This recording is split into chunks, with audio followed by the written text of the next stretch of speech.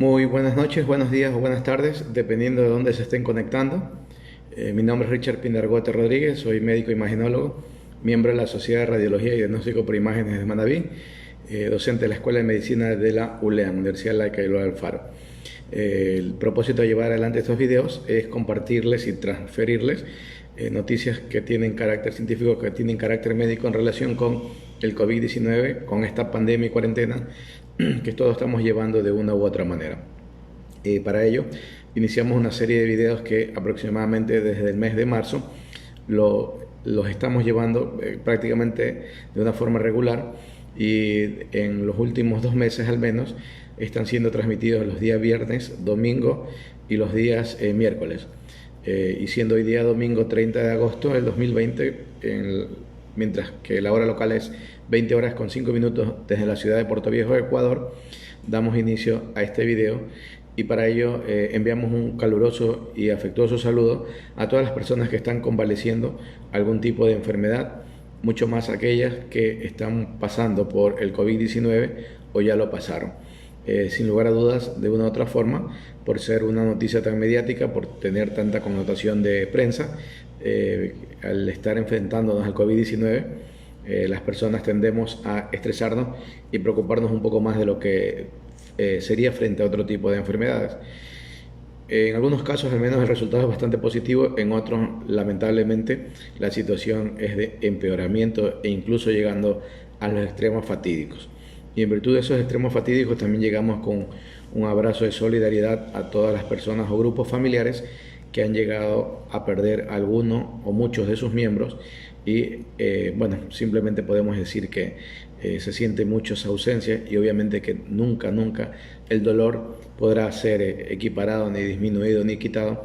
Sin embargo, al menos permítanos llegar con un fuerte abrazo de solidaridad. En virtud de ello, procedemos a mencionar lo que hacemos normalmente en estos videos, que es en dar una estadística nacional, internacional y una relación de los casos de letalidad, y a dar unas cuantas noticias que tienen carácter médico como tal. Así que vamos a utilizar para ello la información que el Ministerio de Salud Pública entrega, sin que necesariamente signifique que sea confiable, pero es la que oficialmente se tiene, y bueno, es la que para efectos de esto hay que mencionar. Al día de hoy, domingo 30 de agosto, en corte de 8 de la mañana, nos comentan que hay ya 113.648 personas positivas, de las cuales hay reconocidas por el gobierno 6.555 de forma directa, y con una alta probabilidad de que sea COVID-19 3.788.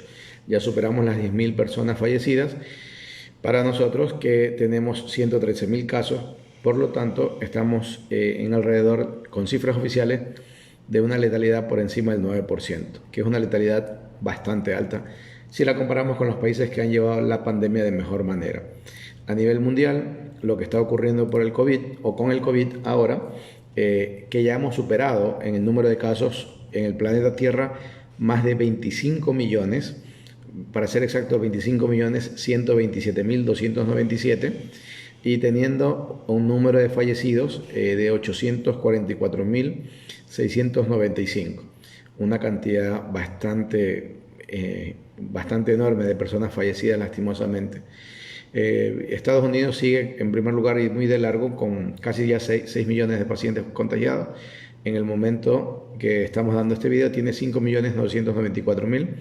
Brasil en segundo puesto con 3.862.000. No ha crecido, no ha aumentado considerablemente en los últimos días Brasil.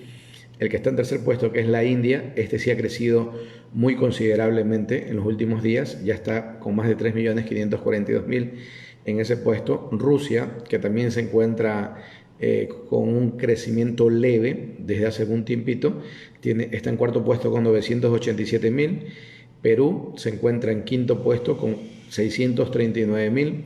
Sudáfrica en sexto puesto con 625.000.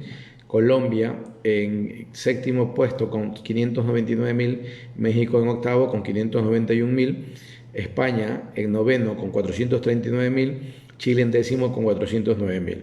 De estos 10 primeros países, los países que más han acentuado en crecimiento del número de casos positivos está la India, está Perú, está Colombia y está España. Son los que llevan un porcentaje importante, al menos en los últimos días, ¿sí?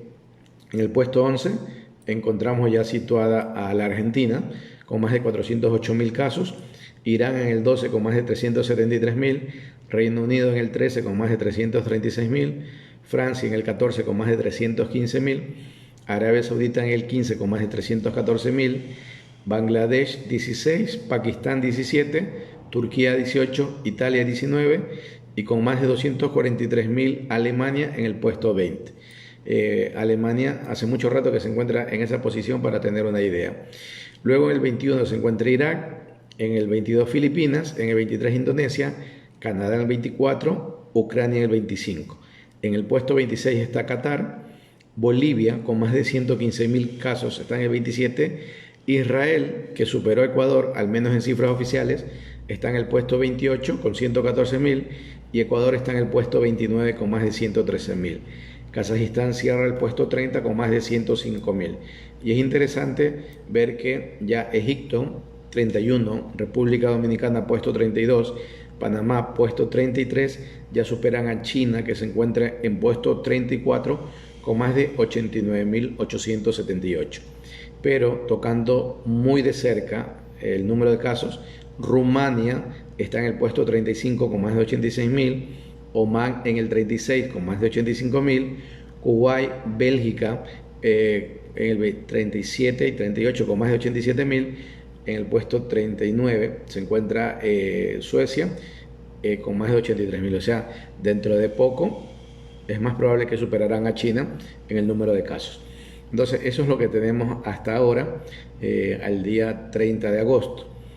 Todavía estas cifras obviamente que van a crecer porque mientras no tengamos vacuna confiable, efectiva y ya con una buena cantidad de dosis para poder administrar a la población, obviamente que seguirán aumentando los casos. Mucho más en los países que de una u otra forma se flexibilizan las medidas pensando solo en parte económica, sin pensar en la posibilidad de que los sistemas de salud colapsen como ha ocurrido hasta ahora.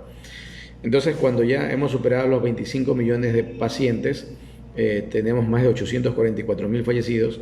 Estados Unidos, con casi 6 millones, tiene 183.034 fallecidos. Brasil, con más de 3.800.000, tiene 120.462. Perú, con más de 639.000, tiene 28.607. Colombia, con casi 600.000, tiene 19.063. México, con 591.000, tiene 63.819. Chile, con 409.000, tiene 11.244. Argentina, con 408.000, tiene 8.457.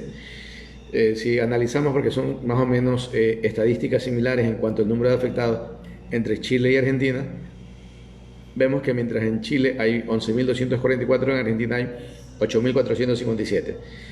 Parece que la tendencia de letalidad en Argentina es menor que en otros países, aunque la incidencia, o sea, el número de casos que aparecen sigue siendo demasiado importante y se ha incrementado, como habíamos manifestado, en los últimos días.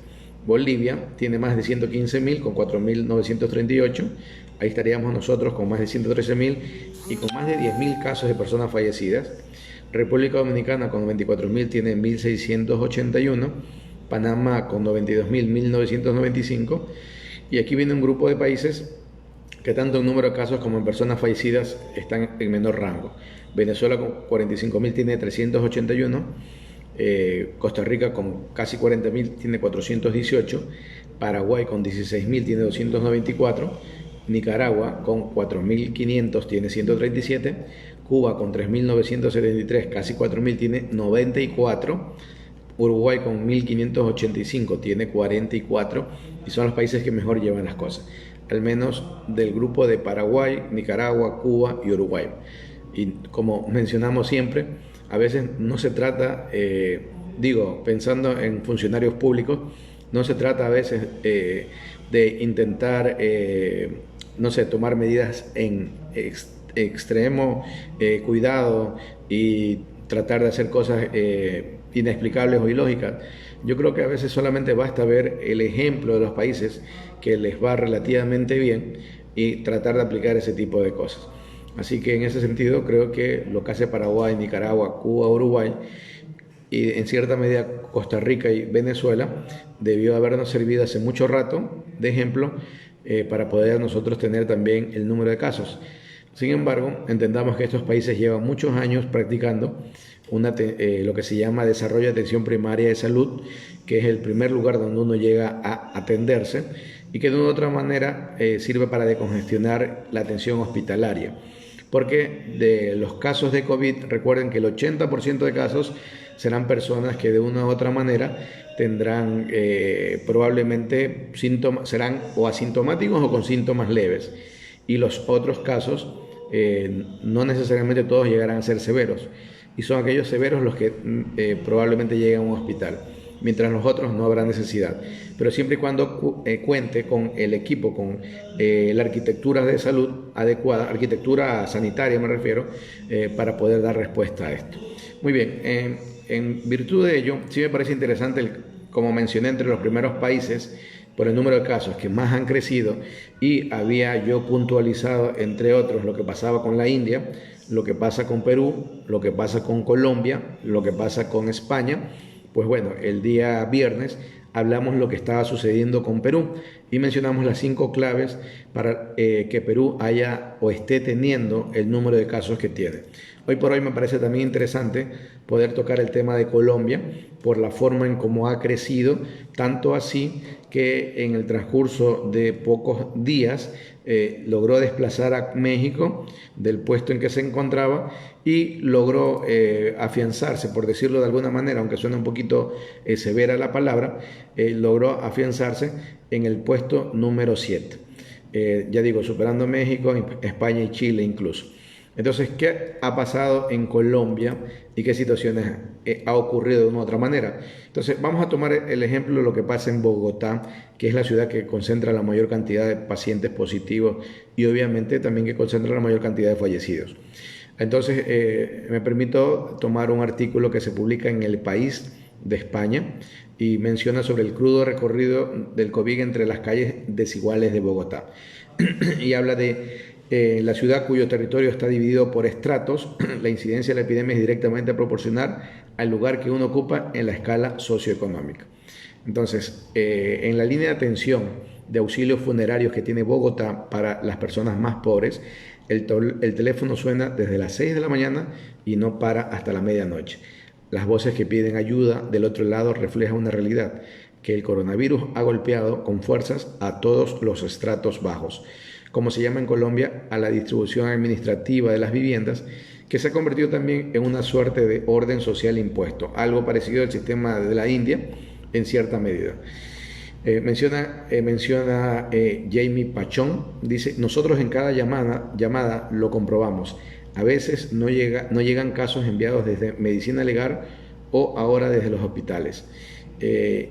Y esta persona que trabaja en la Secretaría de Integración Social y es una de las 4 personas que atiende las llamadas, manifiesta que entre el 18 de agosto hacia acá han recibido 238 solicitudes de aquellos que no pueden pagar el funeral de sus familiares fallecidos por el COVID-19. Desde que comenzó la pandemia atienden un promedio de 20 casos semanales y aunque el programa ya existía, durante la cuarentena se han disparado las llamadas, incluso de personas de clase media que perdieron el empleo y ya no tienen cómo solventar un sepelio. En ese sentido, la alcaldesa de Bogotá, que se llama Claudia López, sugirió que el virus tenía un impacto socioeconómico fuerte en los inicios de la crisis sanitaria. Se tuvo de pronto indicios de historia de que así era, conforme los balcones de ciertas viviendas de Bogotá se llenaban de banderas rojas, que eran peticiones de apoyo ante el hambre. Pasados 5 meses, los datos que publica la Secretaría de Salud de la propia alcaldía confirman lo que ellos estaban mencionando. Y la Universidad de los Andes publicó un estudio con ellos a principios de agosto que manifiesta: para una persona que vive en el estrato 1, resulta más probable ser hospitalizado o fallecer por el virus y 6 veces más probable ir a parar a la unidad de cuidados intensivos que una persona de estrato 6. Es importante entender esto de los estratos para tener una idea de cómo se manejan las cosas. En Bogotá, si usted vive en determinado barrio y con determinada vivienda, se clasifica su condición como un estrato. Entonces las personas que viven en una situación de vulnerabilidad muy alta, ¿sí? Empiezan en el estrato 1. Y las personas que tienen unas posibilidades socioeconómicas y un lugar de vivienda mucho mejor estarán en estrato 6. Entonces, obviamente, la cuestión de los estratos está dentro de la situación de demarcar y diferenciar a la gente, que me parece, bueno, yo la veo como medio socialmente extremista, ¿no? Sin embargo, es la forma como lo hacen allá, y de una otra manera les sirve incluso para tarifar ciertos servicios básicos, para solventar cierto tipo de cosas. E incluso también hasta para, en el caso de atenciones, también tienen que ver muchísimo esto. Ahora, lo único que se está confirmando es una realidad que es palpable en todos nuestros países, que las personas que tienen menos condiciones para esto, y por ejemplo, y un ejemplo de ello fue Guayaquil, que si bien es cierto, la ciudad no está estratificada como Bogotá, de una forma real, pero de una forma práctica, sí, pues nosotros conocemos cuáles barrios en Guayaquil se pueden decir que son de zonas de pobreza, zonas de marginalidad, y de una otra manera vimos cómo el virus, el COVID-19, afectó en un poco mayor medida a esos barrios que al resto, pero de que se sintió en toda la ciudad, de una otra manera se sintió en toda la ciudad. Para ninguno de nosotros fue desconocido ver los videos donde veíamos que fallecían y colocaban cadáveres frente a las casas, dentro de las casas, en las veredas, en las calles. Entonces, en Bogotá lo único que han hecho simplemente es mimetizarlo o transformarlo todo esto en un artículo. Y la condición es la siguiente: si usted vive en estrato 1, ¿sí? Hay un 10.3 o tiene la posibilidad, en cuanto a estadística, de 10.3 personas que fallezcan por cada 10.000 habitantes. Si usted está en estrato 2, 6.9, si está en estrato 3, 5.2, si está en estrato 4, 3.5, en el 5, 3.3, y si está en estrato 6, que es el de las personas que tienen mejores condiciones socioeconómicas, está en 2.1. Importante darnos cuenta de esto porque no existe una homogeneidad en cuanto a esto, y eso lo entendemos fácilmente porque los centros privados de atención de salud, y de una otra manera hasta probablemente los públicos, aunque se quiera decir que no, existen cierto tipo de prioridades que lastimosamente lo marca el perfil socioeconómico. Y en el caso de las personas que llegan a estar en terapia intensiva por cada 100.000 habitantes, si usted vive en Bogotá y es de estrato 1, están alrededor de 13.8 personas.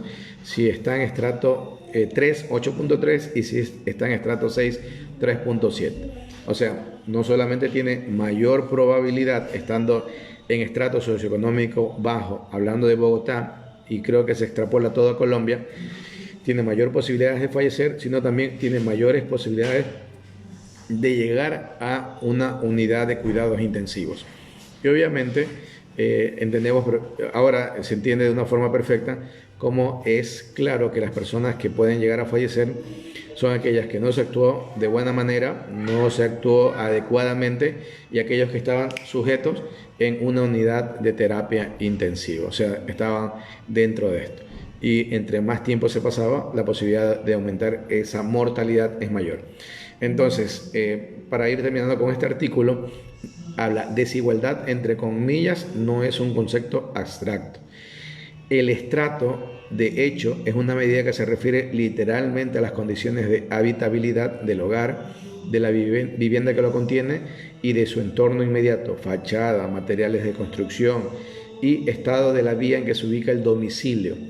Todo ello correlaciona fuertemente con el nivel de ingresos. Claro, la desigualdad se plasma así en condiciones específicas de vida para los millones de habitantes de la ciudad. Además, la informalidad y pobreza que obligan a salir a trabajar para obtener un ingreso en condiciones de vida y habitabilidad que facilitan el contagio. Nada de ello desaparece durante la cuarentena, si acaso se refuerza, empezando por la propia norma.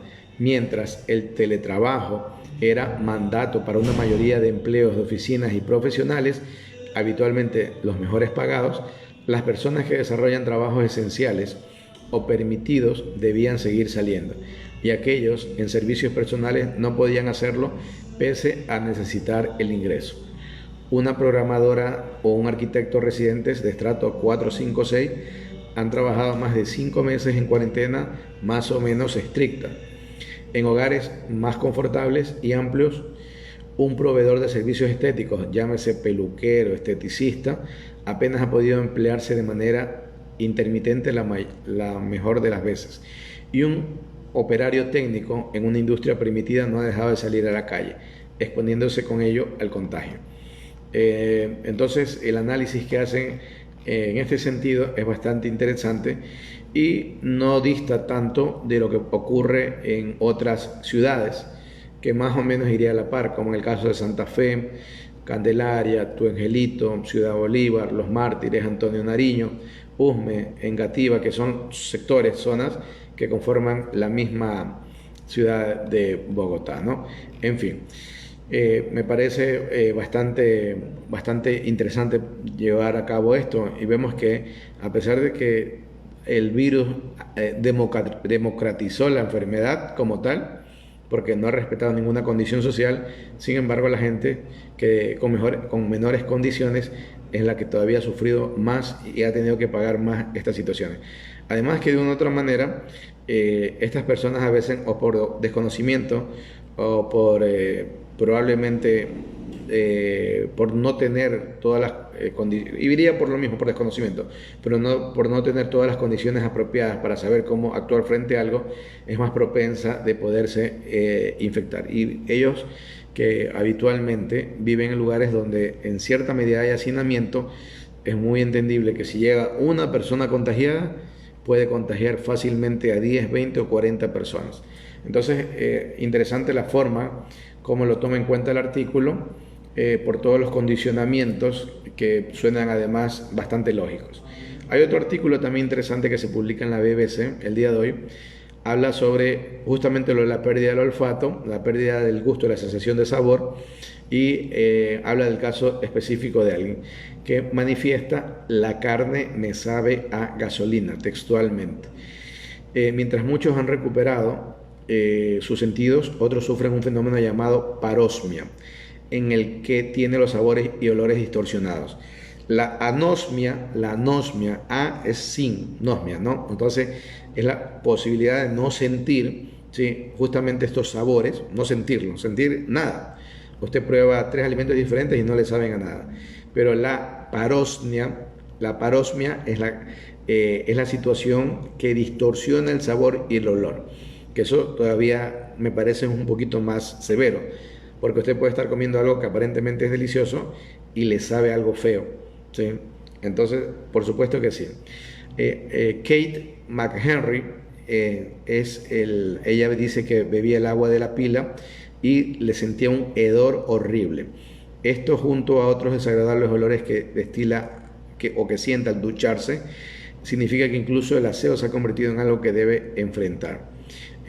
Manifiesta ella que el champú favorito tiene el olor más asqueroso del mundo, y tras caer levemente enferma en marzo, es una persona inglesa de 37 años, fue incapaz de oler algo durante 4 semanas.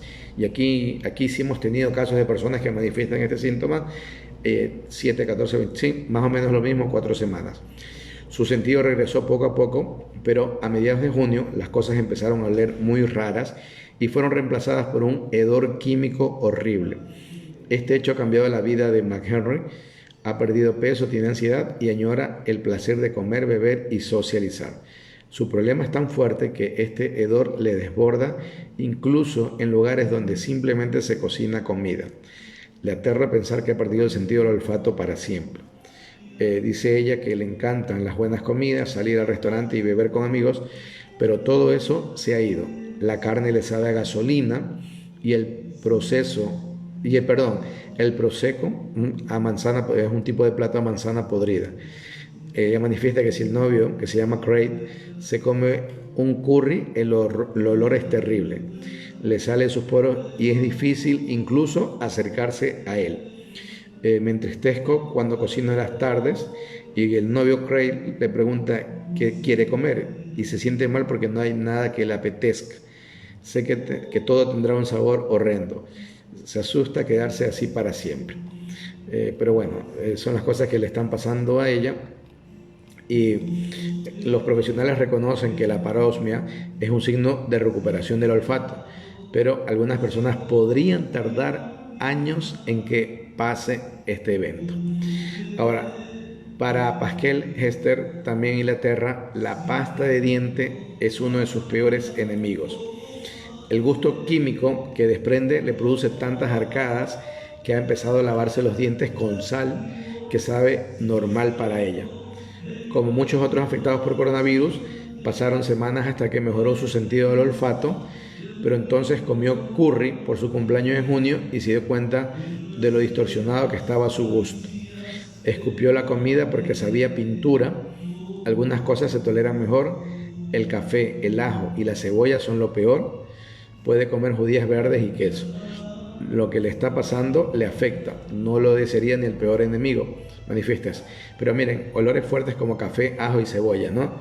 Que para algunos también hay mucha gente que tiene una fobia y un mal gusto, sobre todo al ajo y a la cebolla, ¿no? Pero más bien con el café, de una u otra manera coincidimos más. Pero horrible este tipo de cosas. Luego tenemos un estudiante de 20 años que hizo una lista de comidas que puede tolerar, entre ellos gofres tostados, pepinos y tomates, y todo lo demás le disgusta. Manifiesta: trato de imaginarme el sabor de las cosas. Si como comida china, incluso si no sabe tan bien, me convenzo de que en realidad no está tan mal. El impacto psicológico. Se desconoce el número de infectados por COVID-19 que han tenido parosmia, pero se estima que cientos de miles han perdido el olfato o gusto de forma temporal. Y la verdad es que en nuestro medio, una de las características más interesantes que hemos visto es que sí existe esta anosmia, la pérdida del olfato, no la distorsión, la pérdida, ¿sí? Y habíamos manifestado incluso, bueno, lo voy a complementar al final, que ya para terminar este artículo. La profesora Claire Hopkins, presidenta de la Sociedad Rinológica Británica, advierte que hay una creencia incorrecta generalizada de que la pérdida del olfato por el virus es a corto plazo. Sí hay una gran probabilidad de recuperación, pero también muchas personas que perderán este sentido por un periodo largo de tiempo y ese impacto se está infravalorando. Cuando intento explicarles, algunos piensan que es gracioso. Sé que las secuelas del coronavirus pudieran ser mucho peores, pero me afecta y me asusta que nadie es capaz de confirmar si mejorará. Y en ese sentido también ya habíamos explicado otro artículo en el cual manifestaba la opción o la posibilidad de que algunos pacientes que tuvieron anosmia, ¿sí?, o sea, pérdida del olfato, en el transcurso de semanas o meses comiencen a presentar tinnitus, o sea, un zumbido en el oído, y que también podría durar una buena cantidad de tiempo.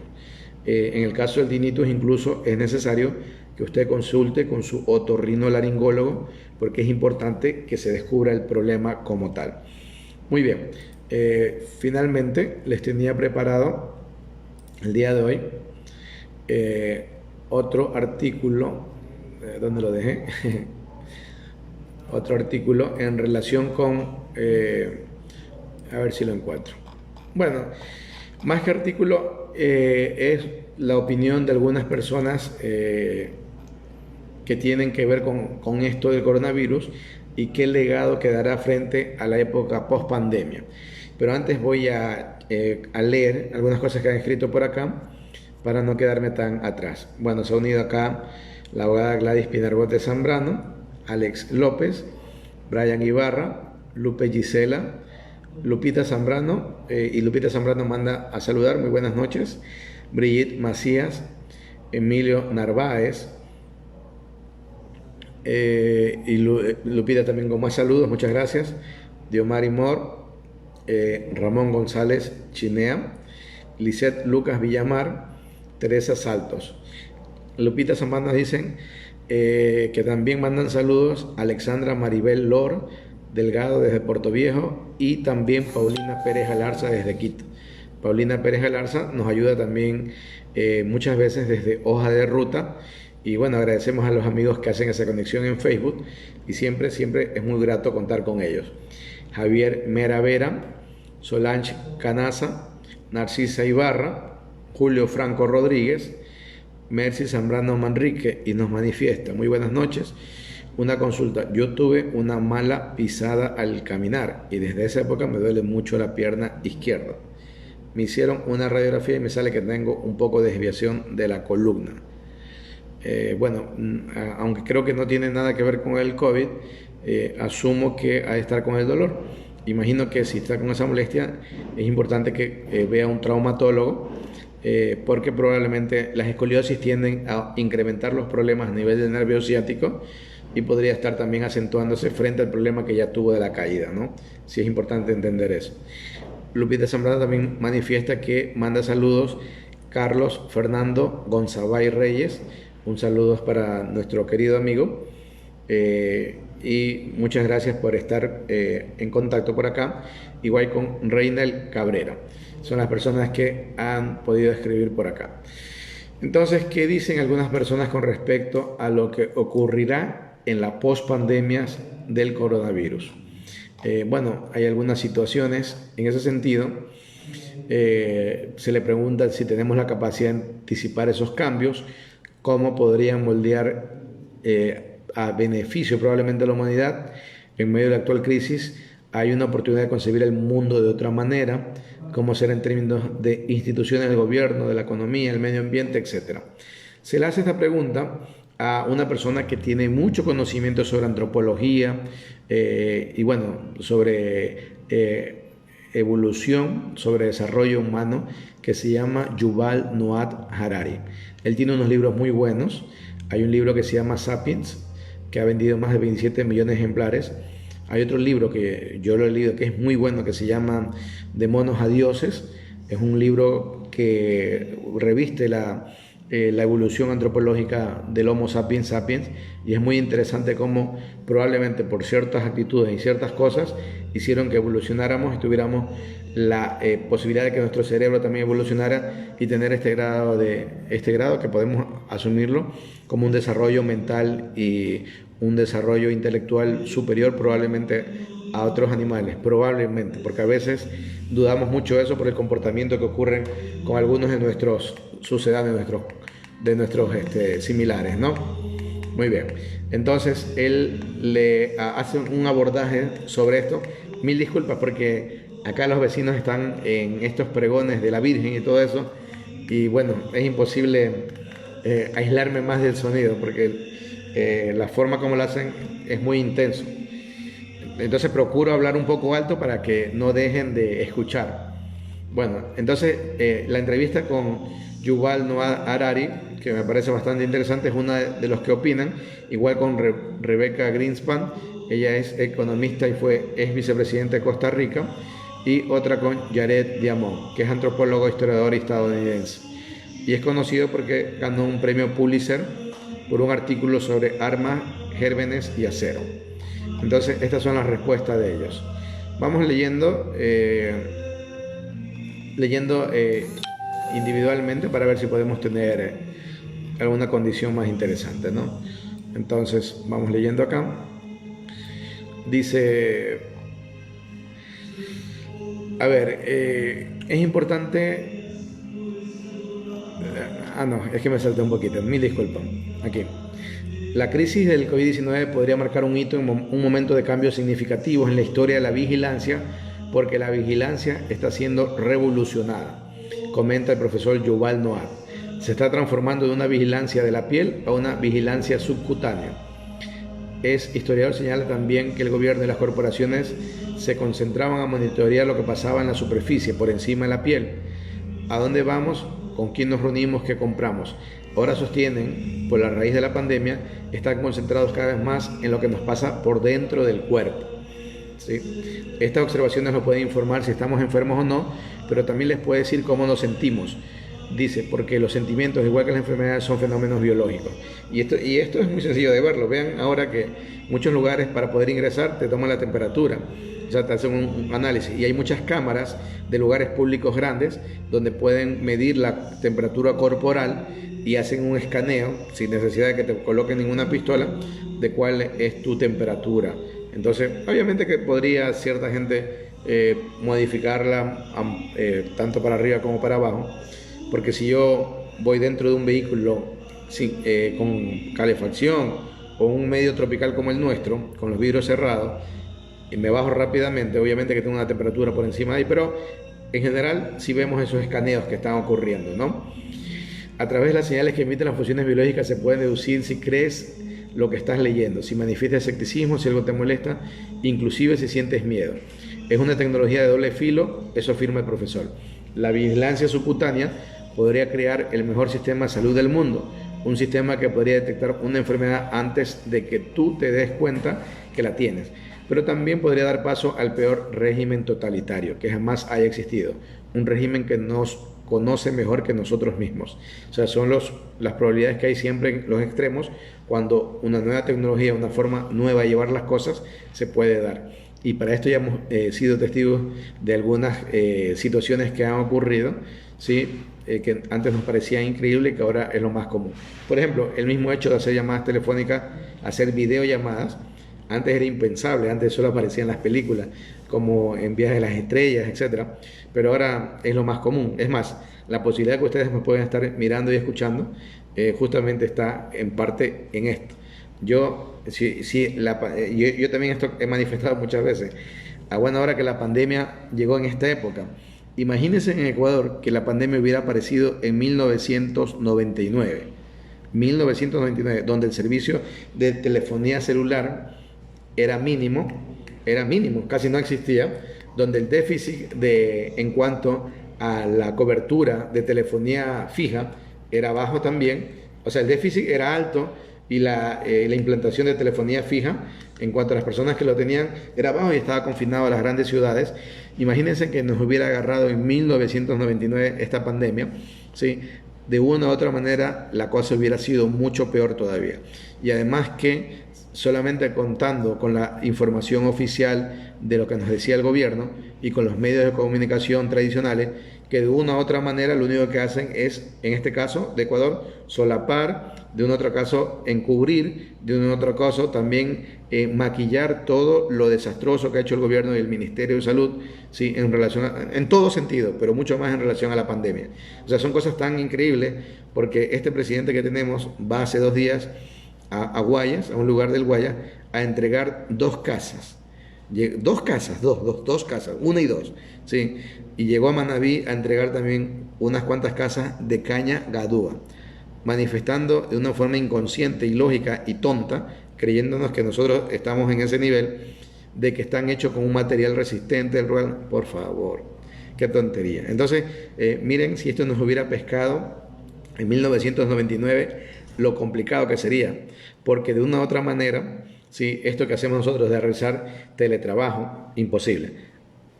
Televisita, imposible. Y teleeducación, ni se diga. ¿Qué significa? Y obviamente, en al menos el caso del país, en 1999 probablemente hubieran existido tranquilamente unos 20 hospitales grandes menos que tenemos ahora. Y para nosotros hubiera sido un desastre. La verdad que hubiera sido un desastre, o sea, lo ha sido, hubiera sido mucho peor. Entonces, en ese sentido yo creo que, como dice el dicho, ¿no? Dios aprieta pero no ahorca. Entonces, llegó ahora, es lamentable, mucha gente hemos tenido que despedir, ha fallecido, hay mucha gente contagiada y mucha gente afectada económicamente por lo que ocurre con el gobierno y por la situación que no hay reactivación. También porque nosotros ya veníamos atravesando una crisis, pero se remató con lo del COVID-19. Sin embargo, de una u otra manera, el haberlo hecho en esta época, a mí me parece, por las situaciones de la virtualidad, al menos han minimizado de un poco todo el estrés o todo el problema o toda la situación mayoritaria de eventos desagradables que se hubieran dado si hubiera sido 20 años atrás, sin lugar a dudas. En todo caso, los que se dedican a esto también se han dado cuenta de que lo que va a ocurrir en el futuro es que el gobierno o los gobiernos van a estar más claros en nuestra situación y esto también probablemente va a servir porque, por ejemplo, miren, yo tengo un reloj que no es tan caro la verdad, pero este reloj mide incluso mi saturación de oxígeno, mi frecuencia cardíaca y mide mi ritmo de sueño. Entonces, de una u otra forma, yo tengo un monitoreo y si mis datos lo subo a Google, probablemente el gobierno de Estados Unidos los tiene, porque ellos se quejan de que los chinos quieren apoderarse de los datos, pero ellos tienen los datos de todo el mundo. O sea, ellos se quejan cuando otro país quieren hacer lo mismo que hacen ellos. Pero se dan cuenta, o sea, estoy monitorizado. Y dentro de poco no será nada extraño, como ocurría en las películas Viajes a las Estrellas, que podrán existir elementos en los cuales a uno con una gota de saliva, con una gota de sangre, con o más, bueno, algunas cosas podrán medir, porque ya existen algunos parámetros, las probabilidades de sufrir cierto tipo de cáncer, cierto tipo de condiciones patológicas, en fin. Entonces el COVID va a acelerar esos procesos, eso es indiscutible. El artículo es bastante interesante y bastante largo, los invito a leer, está en la BBC en español, si ustedes desean explorar un poco más, pero por efectos de tiempo y sobre todo de la novena que están dando por acá, voy a quedarme allí. Bueno, y aquí también me está jugando una mala pasada mi lamparita, no sé por qué, pero bueno. Entonces, yo creo que este artículo refleja simplemente lo que muchos visionarios podrían estar valorando de lo que vendría en el futuro. Entonces, eso hay que tenerlo presente. Es una consideración, es una posibilidad, no está escrito de que vaya a ser así. Voy a leer nuevamente los últimos mensajes. Diana Mera se ha unido, Olga Lidia Cuello también, entre las últimas personas. Y vamos a ver por acá si han escrito algo, que a veces lo hacen, con todo gusto. Lupita también, sí, ya había leído lo de ella justamente, del compañero Carlos Fernando Gonzabay Reyes. Muy bien, entonces agradecemos como siempre, agradezco como siempre la posibilidad de que ustedes me permitan llegar acá. Estoy en la búsqueda todavía de poder integrar de mejor manera, ¿sí?, todos los